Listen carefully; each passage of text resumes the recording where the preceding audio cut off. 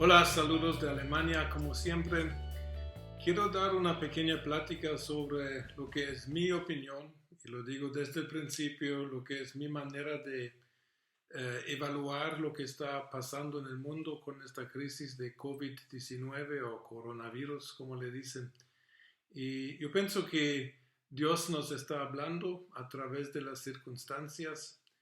El hecho de que estamos experimentando un evento mundial que nunca se ha dado de esta forma en toda la historia, de que prácticamente todo el mundo al mismo tiempo fue afectado por un asunto, una epidemia, una pandemia como esta.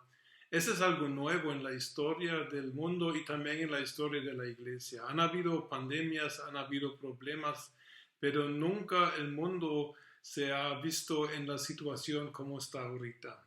Yo pienso que Jesús nos exhorta a velar por los señales y también a tratar de entender las señales que nos rodean.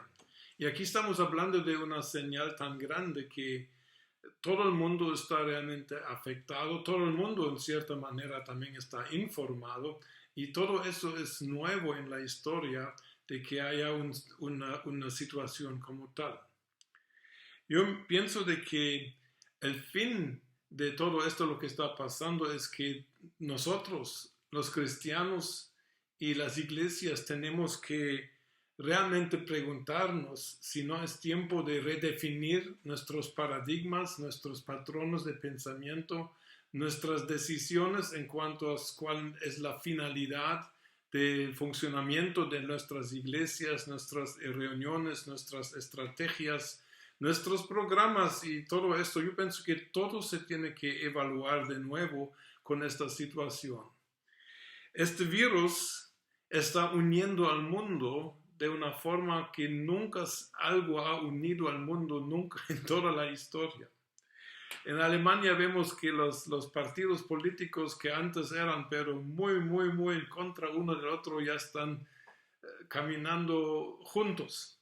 Y estamos viendo de que aquí se nos presenta que está algo pasando que es raro porque el peligro mortal que sale de este COVID-19 no es un peligro tan grande, es menor que la gripe, la influenza común que se da todos los años, pero se ha creado una situación de miedo, una situación de crisis tan grande de que prácticamente todo el mundo se está uniendo para batallar este enemigo común que es supuestamente este virus. Si será este virus, esa es otra pregunta. Yo pienso de que no estamos en el tiempo completo, pero lo que está pasando está preparando definitivamente los tiempos finales de este planeta, porque una señal de la segunda venida de Cristo y de la inminente venida de Cristo que no se ha cumplido todavía, lo leemos en Mateo 24:9, donde dice que y seréis aborrecidos de todas las gentes por causa de mi nombre. Eso todavía no se ha dado, de que los cristianos somos odiados por todas las gentes del planeta, pero esa es una de las señales de que la venida de Cristo va a ser inminente. Pero esta unidad de la gente en contra de lo que es el mensaje cristiano se está preparando. Y yo pienso que la experiencia de esta pandemia, la unidad que se está formando en el mundo es algo que se ha notado en los últimos años, claramente. Los movimientos ecologistas, principalmente el movimiento Friday for Future, y en paréntesis digo que tan interesante que escogieron el viernes, porque el Viernes Santo es el verdadero viernes para el futuro, porque ya murió Jesús por nosotros, pero nada más en paréntesis lo digo. Mas sin embargo, este movimiento Friday for Future está realmente uniendo el mundo con este fin. Tenemos que rescatar el planeta, solo tenemos un planeta y este planeta está en crisis, está en peligro, el clima está cambiando, va a haber catástrofes. Los cristianos sabemos que va a haber catástrofes, los cristianos sabemos que se va a terminar este planeta en la forma como lo conocemos, pero aquí se está uniendo un mundo que no tiene a Dios, un mundo que incluso niega a Dios y quieren preservar, quieren rescatar el planeta. Y esta unidad les va a hacer fuerza y esta unidad seguramente llegará al punto en que esta unidad del mundo que no conoce a Cristo y ni lo quiere conocer se va a instrumentalizar en contra de lo que es la iglesia como hoy la existimos. En otras palabras, los cristianos y la iglesia, espero que a mí no me toque vivir, soy sincero, mas sin embargo no puedo garantizar de que no nos toque vivir desarrollos donde el mundo se va a volver en contra de lo que es el mensaje del Cristo crucificado, del Cristo resucitado. Y esta unidad que yo observo en el mundo ahorita es por un virus. Ahorita por un virus el mundo consiguió cerrar todas las iglesias, cerrar todas las religiones, cerrar los cultos públicos, cerrar todo eso. Ahora por un virus lo están haciendo. Pero más adelante, cuando ya no haya virus que esté amenazando, tal vez se recuerdan de que miren, en un minuto pudimos cerrar las actividades de todas las iglesias. Y estamos hablando de cerrar la actividad religiosa en países libres como Alemania, donde la libertad personal es un valor muy, muy alto. Pero ahorita también en países como Francia, Inglaterra, Alemania se está limitando la libertad de la persona, del individuo, con el mensaje que tenemos que luchar en unidad para preservar el colectivo.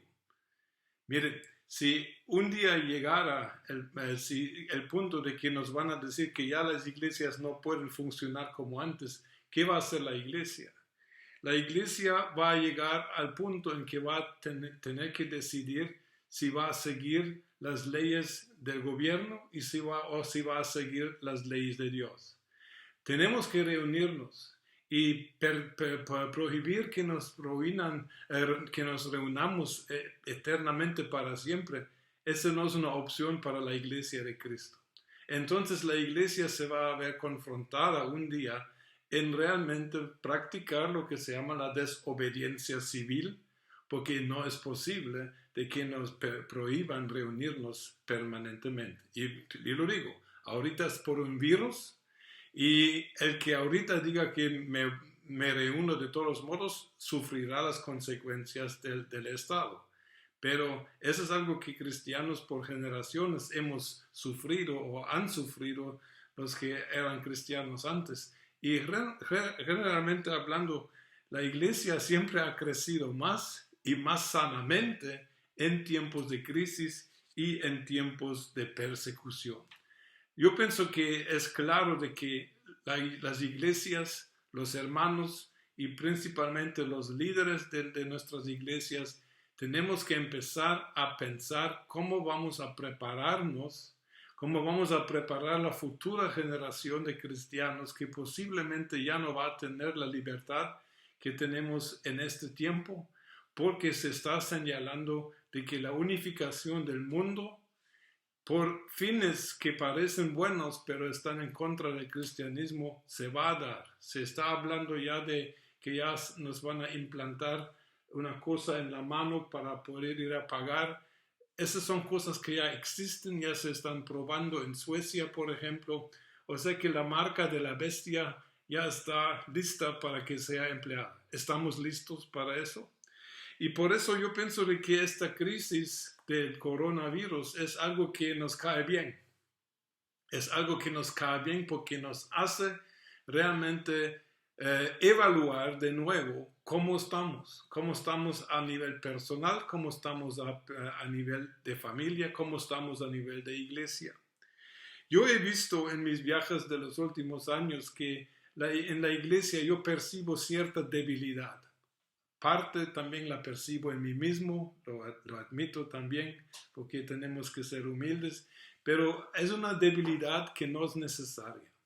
Es una debilidad que tiene sus causas y por eso hoy quiero mencionar 5 puntos que desde mi punto de vista, mi opinión, como lo dije al principio, han causado que la iglesia no tiene la fuerza que debería tener y que definitivamente va a necesitar si los tiempos siguen empeorando como están empeorando y si los desarrollos siguen desarrollándose con esta velocidad como se están desarrollando.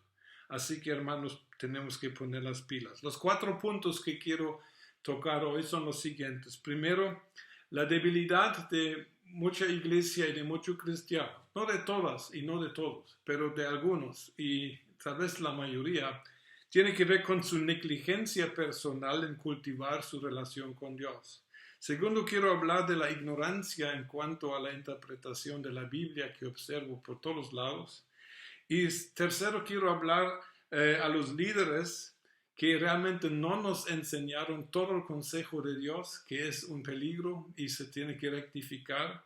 Y luego quiero hablar de paradigmas, o sea que patrones de pensamientos que crearon dependencias malsanas en el pensar de cada cristiano en su casa. Pero primero, hablemos de nosotros personalmente. ¿Por qué estoy tan débil como estoy? La debilidad del cristiano siempre es un reflejo de su deficiencia y de su negligencia en cuanto a la cultivación de su relación con Dios a nivel muy, muy personal. Yo no puedo esconderme detrás de nadie porque yo un día voy a estar delante de Dios, yo, Hans Klaus Eben, y yo voy a tener que entregar cuentas a Dios por mi vida y qué hice yo con tal de tener una buena relación con Dios. Las posibilidades están, a mí no me hace falta nada para tener una buena relación con Dios, pero sí, lo que puede ser el problema es que no tome las decisiones correctas para que mi relación de Dios realmente sigue creciendo. Y la Biblia dice en 2 Pedro 3:18 que debemos seguir creciendo en la gracia y en el conocimiento de Dios y de Jesucristo. Yo pienso de que esta situación es una oportunidad maravillosa para evaluar mi situación.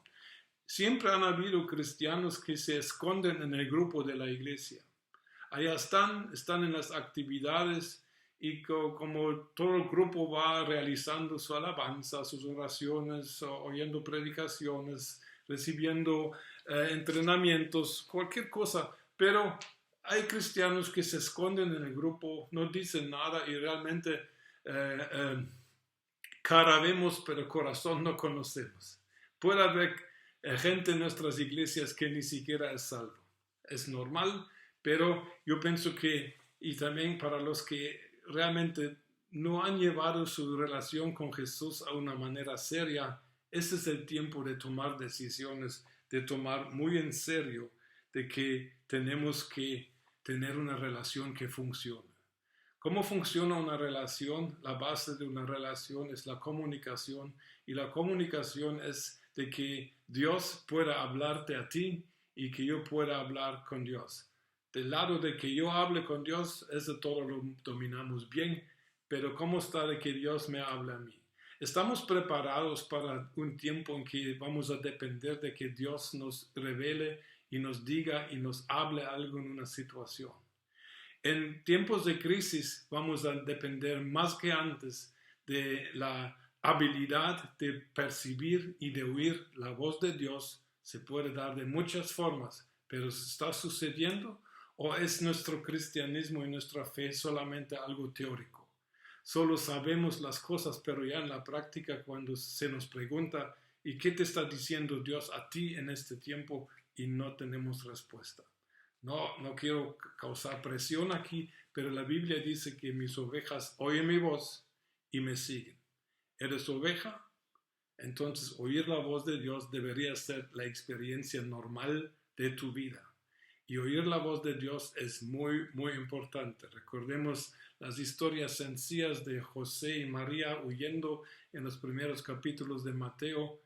Había revelación de ángeles, había voz de Dios, había advertencias a tiempo con tal de que Jesús sobreviviera a su niñez. dependían de este tipo de experiencias para realmente superar el peligro y pasar bien por la crisis en que estaban. ¿Cómo está nuestra fe personal? ¿Cómo está nuestra fe en cuanto a salud, en cuanto a finanzas, en cuanto a todas estas cosas? Es muy importante de que hayamos desarrollado una relación con Dios que funcione. Dios quiere hablar y Dios habla todo el tiempo. La pregunta es, ¿lo oímos? ¿Y estamos dispuestos a hacer lo que Dios nos quiera decir? Yo he observado también en las iglesias evangélicas que visito en mis viajes en los últimos años de que se está empezando a dar un fenómeno que antes solo pensaba que existía en Europa. Aquí en Europa, en Alemania, en estos países del cristianismo occidental, aquí hay un fenómeno muy, muy raro para los evangélicos que nosotros somos. Ese es el fenómeno de que hay personas quienes se llaman cristianos, pero su cristianismo es nominal y su cristianismo es cultural.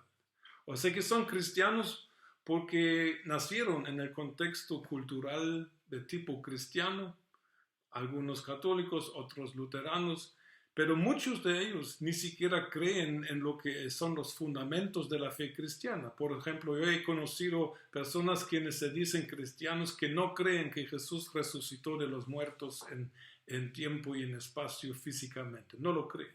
No creen de que Jesús haya nacido de una virgen y no creen en los milagros, pero sí se llaman cristianos. Eso lo llamo yo un cristianismo cultural, un cristianismo nominal. Aquí en Alemania se dio porque el cristianismo ya lleva siglos y siglos. Y cuando iglesias ya se pasan en su existencia de muchas generaciones, eso es lo que pasa comúnmente, de que la fe de la próxima generación tiende a ser más débil y tiende también hasta a desaparecer. Es un fenómeno que lo leemos en la Biblia después de la generación de Josué. En Jueces 2:10 leemos, y se levantó una generación que no conocía a Jehová. Tenían papás y abuelos que todavía podían contarles los milagros que habían experimentado en Israel y en el desierto, pero se levantó una generación que no conocía a Jehová. Eso se está empezando a dar en las iglesias evangélicas de Américas y es algo triste. Y aquí, hoy, en esta crisis, tenemos una gran oportunidad. Para mí es una crisis buena, para mí es una situación muy, muy buena. Alegraos cuando os encontréis en diversas tentaciones, dice Santiago 1.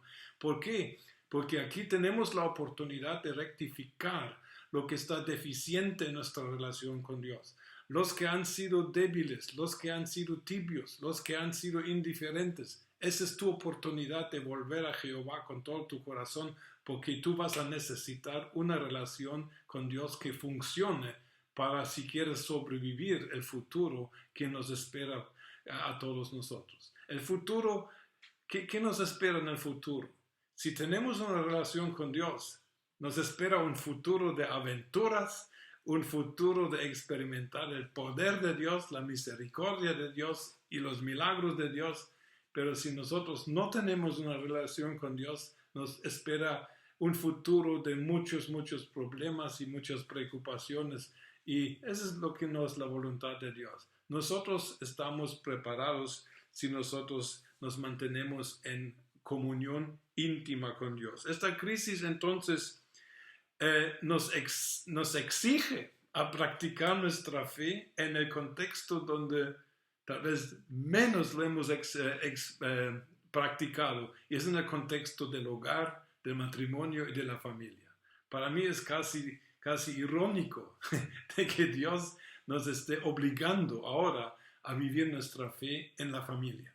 Y yo pienso que allá Dios está manifestado, allá Dios está hablando fuertemente, y es tiempo de que nosotros, cada uno de nosotros, nos preguntemos, ¿cómo está la calidad de mi relación con Dios? ¿Funciona o no? Y si no funciona como debería, es tiempo de hacer cambios. El segundo punto que quería tocar en estos 4 es la ignorancia en cuanto a la Biblia. Yo pienso que la palabra de Dios es la palabra de Dios y no es un catálogo de cumplir o de satisfacer deseos personales. A veces pienso que la gente lee la Biblia como un catálogo y se va escogiendo lo que más le gusta y eso lo piden. No, hermanos. La palabra de Dios es la palabra de Dios y la palabra de Dios es la sabiduría de Dios. Se ha hecho preguntas en esta crisis de coronavirus. ¿Puede un cristiano morir de coronavirus? Pues yo pienso que es obvio de que han muerto hermanos nuestros de esta enfermedad, como de otras enfermedades también han muerto. Esa no es la pregunta. Muchos han citado el Salmo 91 de que 1000 caen a tu diestra, 10,000 a tu derecha, pero a mí y a ti no te tocará. Y agarran este versículo del Salmo 91 como si fuera una promesa absoluta y que si tú eres cristiano, eso es lo que te toca vivir, sí o no. La primera pregunta que hago yo, entonces, ¿qué hacen los hermanos quienes se enfermaron de esta enfermedad y algunos tal vez se murieron? ¿Estaban en pecado o qué? Y yo no lo creo, personalmente no lo creo, de que toda enfermedad venga por un pecado personal. Pero muchos también no se dan cuenta de que el Salmo 91, aparte de eso, si un cristiano se muere, ¿dónde está el problema? Es una promoción al cielo y eso es, creo yo, lo mejor que a mí y a nosotros nos puede pasar. Para los que quedan atrás está la voluntad y la gracia de Dios y la ayuda de otros, pero para uno realmente, ¿dónde está el problema? ¿Dónde está tu aguijón o muerte? Dice Pablo. ¿Es un aguijón la muerte para ti todavía? Lee la Biblia, no debería ser así. En el Salmo 91, por ejemplo, muchos ignoran de que en el versículo 14 realmente se nos da ciertas condiciones con tal de que las promesas anteriores nos toquen. Y una de las condiciones que nos pone es de que nosotros hayamos decidido amar a Dios sobre todo y sobre todos. ¿Vivimos de verdad todos en esta entrega a Dios? Yo personalmente lo dudo. Yo pienso que la Biblia es amplia. La Biblia no dice que la muerte es un fracaso. La Biblia dice que estimada es la muerte de los santos a Jehová. La Biblia habla por un lado de que vamos a pasar por el valle de sombra de muerte. La Biblia habla de que vamos a ser puestos a prueba y la Biblia habla de que vamos a experimentar la resurrección de nuestros muertos. Y la Biblia no hace una diferencia en este tipo de experiencia y no acusa a algunos de falta de fe o de no sé qué si no tienen la victoria. Y yo pienso de que el tema de tener victoria, el tema de experimentar los beneficios de Jehová, victorias, liberaciones, sanidades, salud en Cristo, el sobreénfasis sobre este punto nos ha hecho olvidar de que no va a ser la experiencia de todos los cristianos.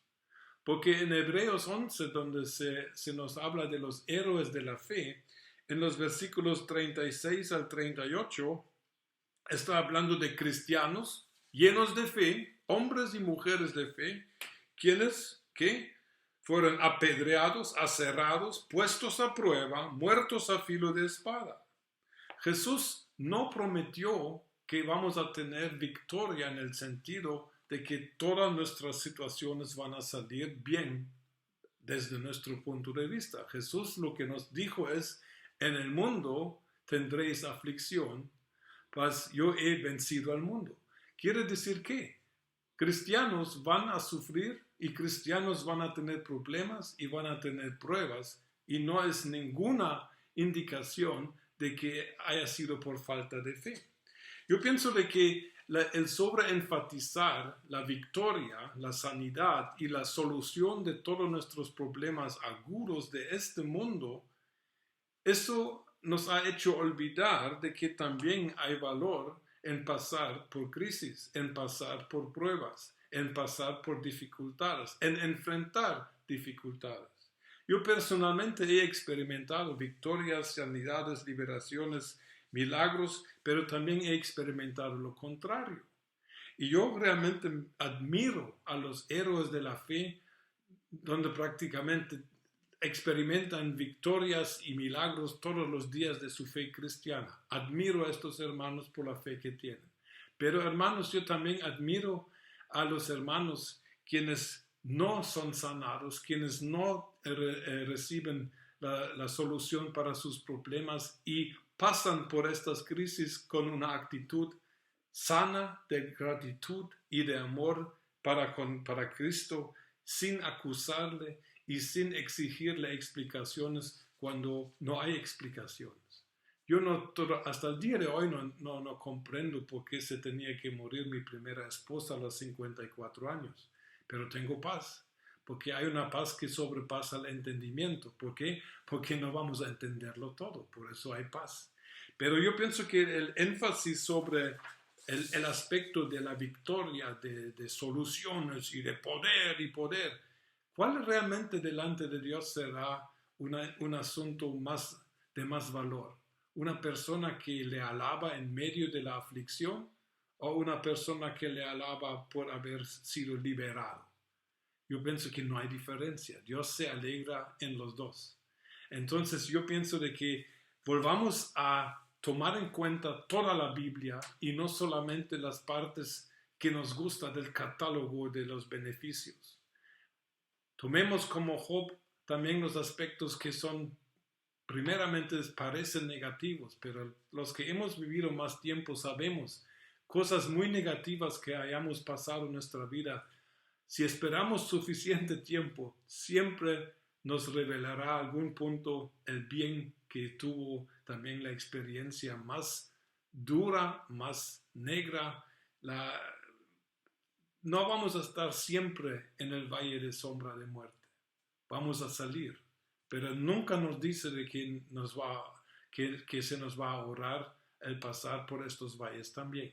Entonces seamos un poquito listos en ver de que el consejo de Dios es toda la Biblia y no solamente las cosas que son las más atractivas, sino que Dios nos está preparando para la eternidad. Él quiere que reinemos con Él, con Cristo por la eternidad, y nos está preparando en este mundo para estas tareas grandes que nos esperan en el más allá. Así que, por favor, leamos la Biblia de una manera debida y no saquemos pasajes que no nos gusten o que no nos parecen bien, porque toda la Biblia es toda la sabiduría de Dios.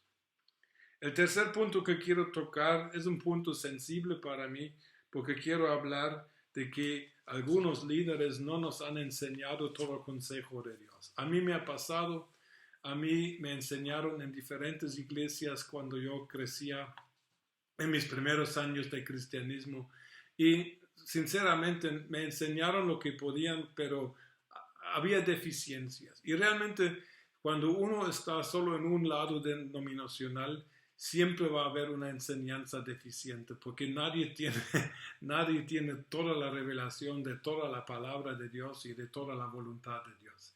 Entonces, pero tenemos que hablar a los líderes de que necesitan realmente ponerse las pilas y no solamente enseñarnos lo que más les gusta personalmente, que es una tentación cuando uno es predicador, uno predica sobre sus temas favoritos. Y por eso a mí me gustan las iglesias que pasan por toda la Biblia, que empiezan en Génesis y estudian Génesis hasta Apocalipsis, aunque les lleve 10, 15 años. Eso es más sano que nada más solo escoger temas de hablar un día del amor de Dios, el otro día del poder de Dios, otro día del amor de Dios. La Biblia no se revela así. La Biblia no es sistemática en este sentido. Entonces, ¿qué necesitamos de nuestros líderes? ¿Cuáles deben ser las metas de los pastores y de los ancianos o cualquier tipo de liderazgo que tenga una iglesia? Yo pienso que las metas de los líderes son bien definidas en la Biblia. Están definidas en Romanos 8:29, dice que nosotros tenemos que llegar a ser semejantes a Jesucristo. Él es nuestro modelo, Él es nuestra pauta. En Efesios 4, 11 a 16 habla de que los apóstoles, profetas, evangelistas, pastores y maestros deben equipar a los santos para la obra del ministerio y que deben velar de que haya unidad en el cuerpo de Cristo y que cada quien encuentre su lugar en el cuerpo de Cristo para que pueda funcionar de la mejor manera para el beneficio de todo el cuerpo.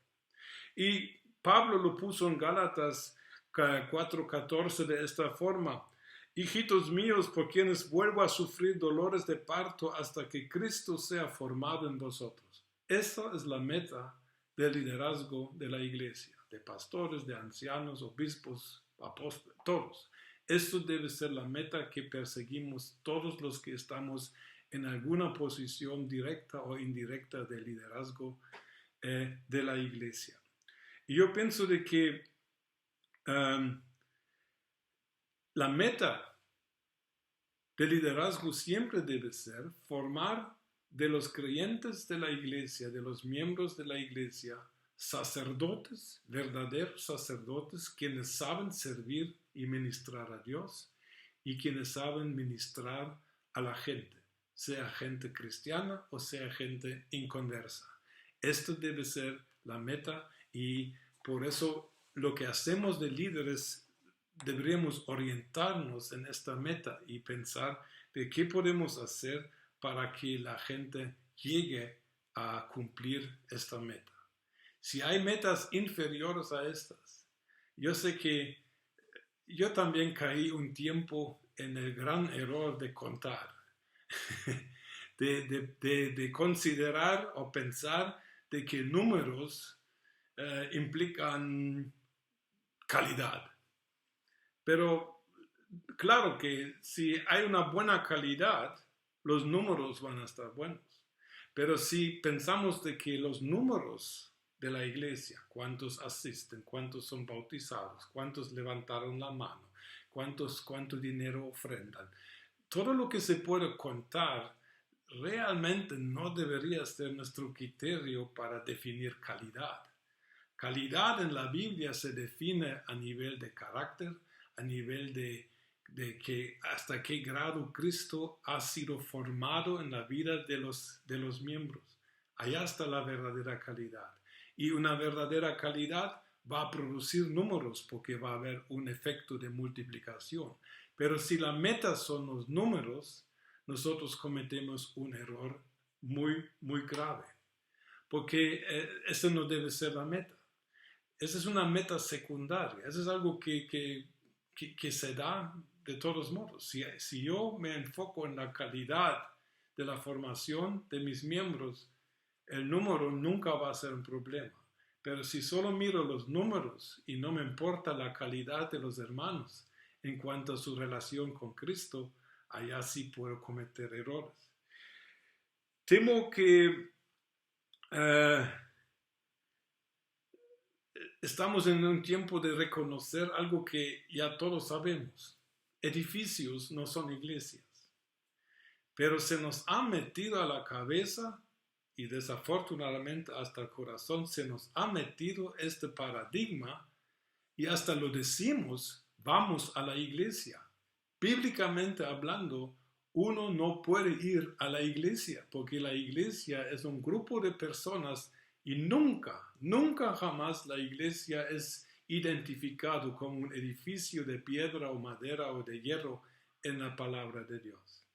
Todos lo sabemos, peor los teólogos, sabemos por supuesto qué significa iglesia, los llamados afuera del griego, sabemos todo eso, mas sin embargo permitimos que la gente considere la iglesia física en el sentido que considere el edificio de la iglesia, que lo considere su iglesia. Tal vez algunos dirán que soy extremo en esto, pero yo miro un problema serio. Miren, a mí me rompe el corazón ver a las personas ahorita en la tele, en todo el mundo hay creyentes de diferentes denominaciones que se arrodillan delante de las puertas cerradas de sus respectivas iglesias en todo el mundo, porque creen de que en este edificio allá está Dios. Miren, la iglesia puede tener edificios, Pero si la iglesia llega a ser un edificio, nosotros hemos fallado profundamente. ¿Y no será que es un mensaje de Dios a todos los que hemos creído y que hemos sobreenfatizado el edificio, que esta crisis de COVID-19 nos está haciendo despertar? Miren, el edificio es nada. El edificio se puede perder. El edificio se puede cerrar. Pero la comunión de la iglesia, si es verdadera, no se puede destruir. Y vamos a ver hasta qué punto afecta este cierre de iglesias a la unión de los hermanos. Espero que no. Pero necesitamos ver que la iglesia tiene que estar preparada para otro tipo de tiempo. La iglesia tiene que ser una iglesia que pueda funcionar sin que tenga pertenencias físicas. Porque las iglesias originales y las iglesias perseguidas del mundo no tenían pertenencias, no tenían edificios, no tenían nada. Mas sin embargo cambiaron el mundo. Hay un libro muy interesante de un desarrollo de un movimiento evangelístico en la China. El libro se llama T4T, Training for Trainers. Relata la historia de un chino que con un grupo de 11 hermanos inició un sistema de evangelismo en un área rural de la China. Y empezaron en el año 2000. El libro se escribió, no sé, en el 2011 o 12. Pero en 10 años, ahora oigan hermanos, en 10 años este grupo laico, no había teólogos, no había pastores formados, eran cristianos sencillos que conocían a Jesús y amaban a Jesús y querían propagar su mensaje. En 10 años este grupo fundó 158,000 iglesias en la China y bautizaron 1,700,000 hermanos nuevos en la fe. Impresionante. Y eso es en nuestro tiempo. No estoy hablando de hace 2000 años, estoy hablando de hace 20 años. Entonces es posible que la iglesia sea sumamente efectiva sin que tenga pertenencias físicas como edificios y otras cosas que se necesitan comprar en relación a los edificios. No voy a decir que seremos los edificios, pero el día puede llegar en que nos cierren el edificio y ahorita lo acabamos de experimentar. ¿Qué vamos a hacer? Tenemos nosotros programas, tenemos estrategias para seguir funcionando como iglesia cuando nos quitan el edificio y cuando nos quitan lo que es todo lo físico alrededor. Yo pienso que es tiempo también en pensar en maneras nuevas de invertir el dinero que tiene la iglesia. Porque una iglesia que invierte más dinero en las cosas físicas y materiales que en su personal, yo personalmente creo que estamos fallando. Apoyemos pastores, apoyemos evangelistas, apoyemos profetas, apóstoles, maestros, apoyemos a todos los que quieran realmente ayudar al avance del reino de Dios. Y pensemos, ¿qué es lo que está diciéndonos Dios a través de esta crisis? Porque en un 2x3 nos quitaron todo lo que pensábamos que era lo más esencial para tener iglesia. Nada más un pensamiento. Concluyo con el último punto 4 en mi pregunta de por qué estamos tan débiles como posiblemente estamos. Y quiero hablar de los paradigmas que crearon dependencias malsanas. Yo pienso de que un problema siempre ha sido sobreenfatizar un punto de la revelación bíblica sobre otro. Si enfatizo sanidad, yo conozco grupos que hablan de sanidad en forma absoluta, dicen que todo cristiano es sanado por las llagas de Cristo, y yo pienso que así es, pero y si no consigue la sanidad debe tener problemas. Si solo enfatizo sanidad, entonces ya no hablo de otras cosas como misericordia, ya no hablo de otras cosas como ayudar al débil, de atender al enfermo, de cuidar a un enfermo. La palabra terapia, sanar, una palabra para sanar en el griego es terapia. Y terapia se sabe que es un proceso de tiempo. Entonces a veces enfermos necesitan cuidado. Pero si yo digo que un cristiano tiene que ser sanado por la fe en las llagas de Cristo, no enfatizo un punto, pero también sacrifico otro punto que también puede ser tan válido. Entonces allá hay un problema general cuando se sobreenfatiza el dinero, cuando se sobreenfatiza no sé qué. Yo me he dado cuenta porque yo he cometido estos errores. He adoptado la enseñanza de otros pastores, libros de ministerios y he tratado de emplear estas enseñanzas a mi iglesia. A veces fue de fruto, a veces no. ¿Por qué? Porque la iglesia es un organismo vivo que no se puede tratar como una cosa.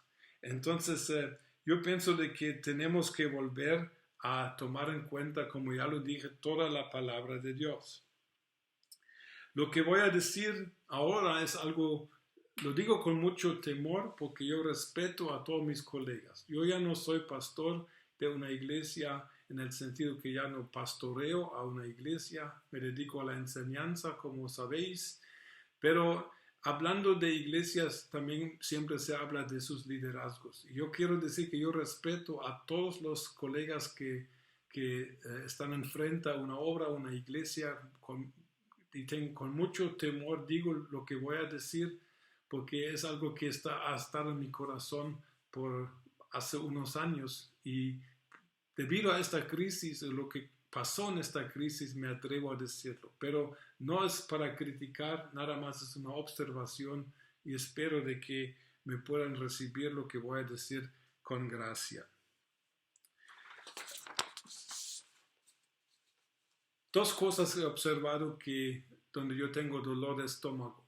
Primero, se ha sobreenfatizado mucho en algunas iglesias y movimientos de iglesias la reunión de domingo.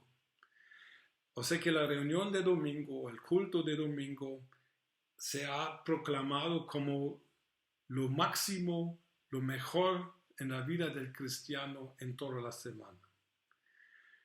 El problema con eso es de que si yo sobreevalúo la reunión de domingo y digo que eso es lo mejor y lo máximo de mi semana, yo empiezo a desvalorar el resto de la semana.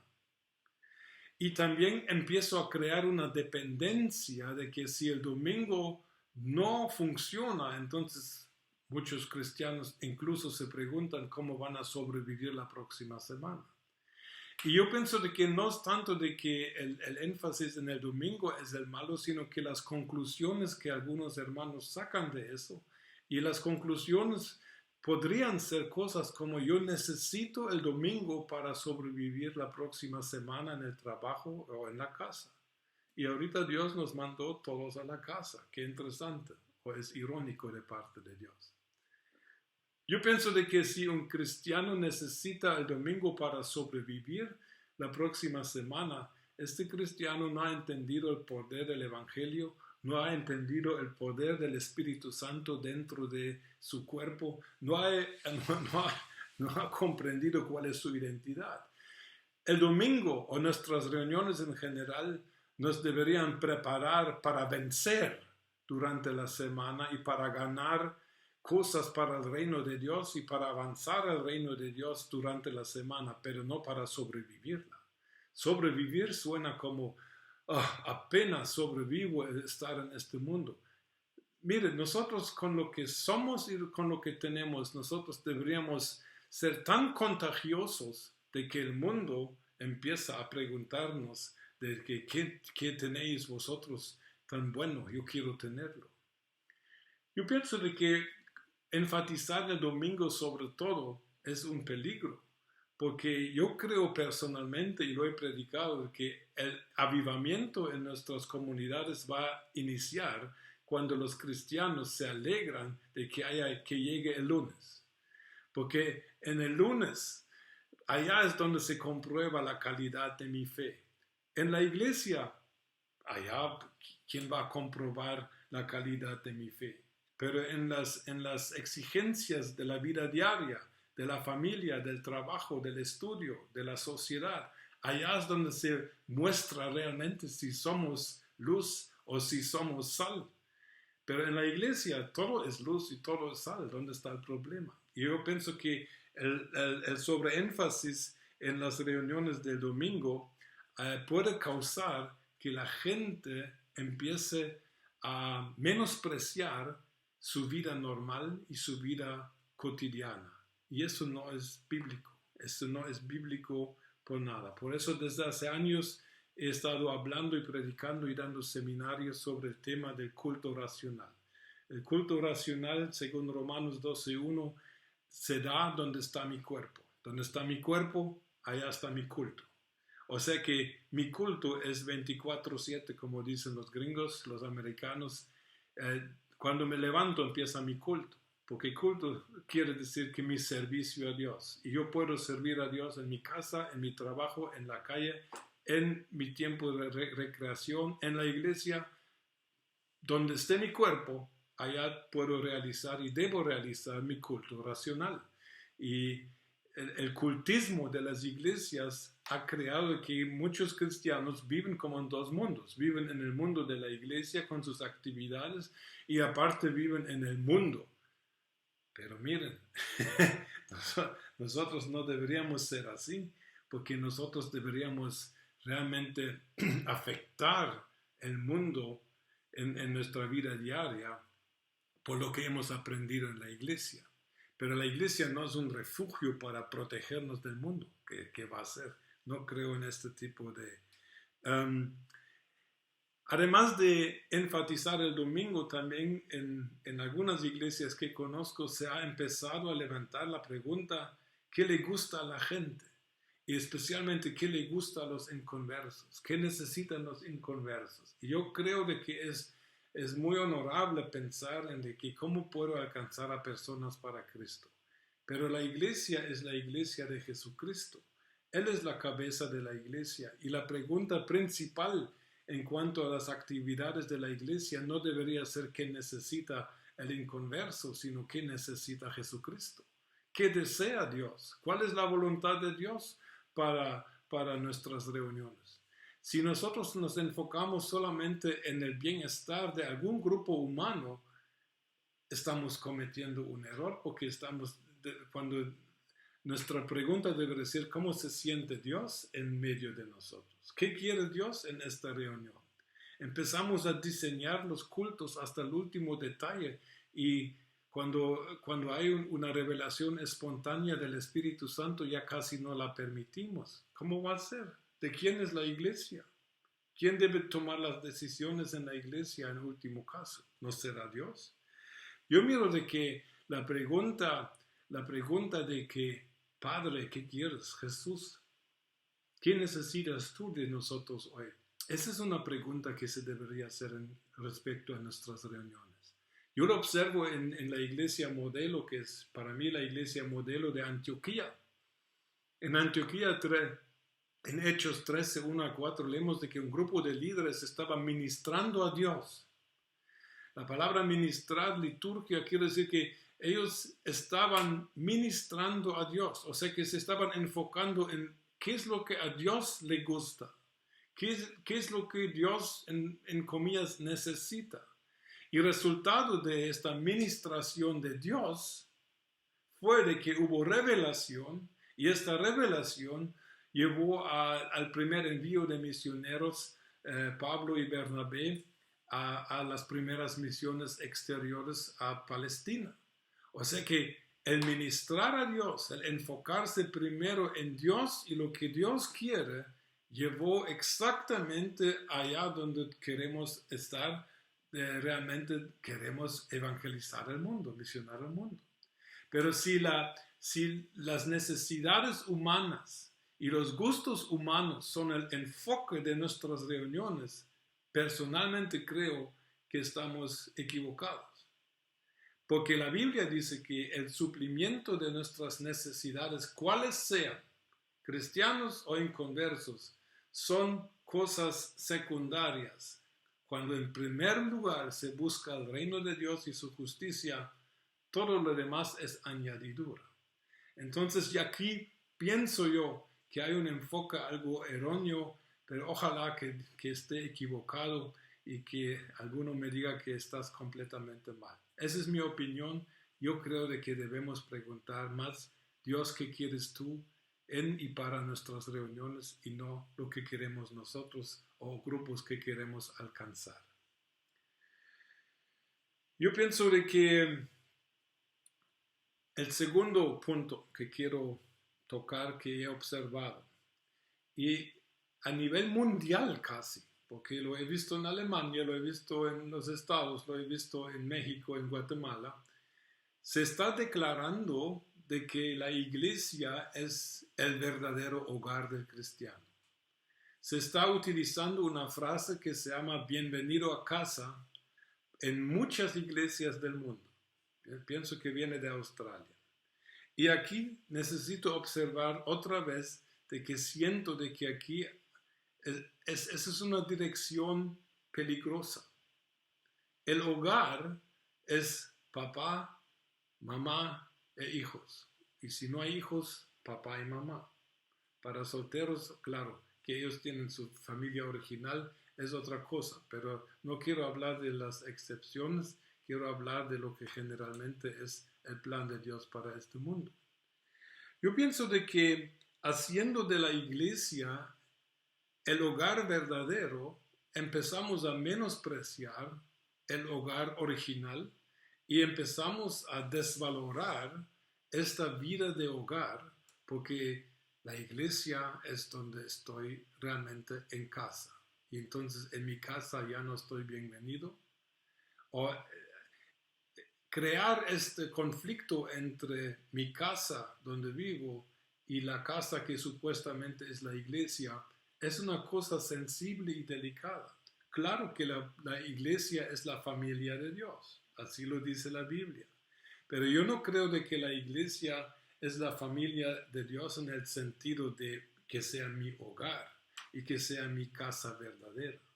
Entonces, ¿qué va a ser mi casa? Entonces, sería una pregunta muy interesante.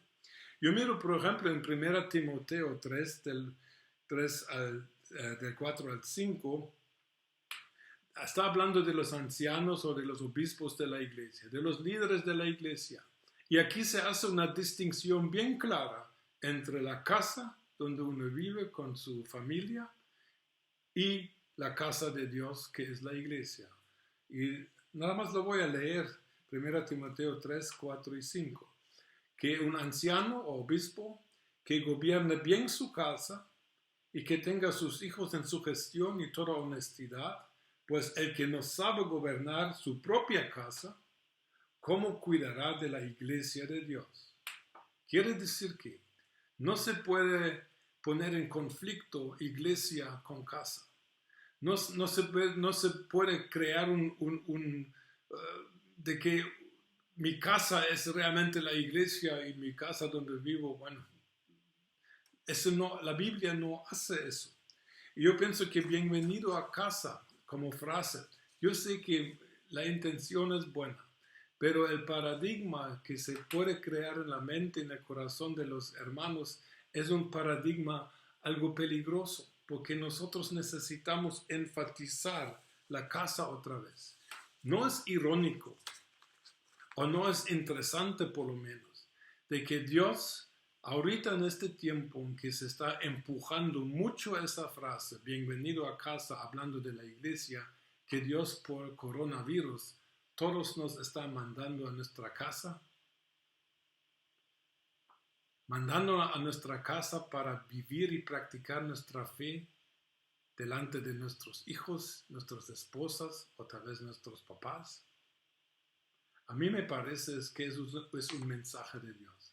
Yo sé que la iglesia es familia de Dios para muchos, especialmente solteros o viudos. La iglesia es como familia y no quiero negar este hecho, pero yo pienso que debemos distinguir bien entre lo que es nuestro hogar y lo que es la familia de Dios. Nunca debemos desvalorar el hogar por sobreevaluar la iglesia. Yo pienso de que Dios habla bien claro. En Efesios 3:15 leemos: por esta causa doblo mis rodillas ante el Padre de nuestro Señor Jesucristo, de quien toma nombre toda familia en los cielos y en la tierra.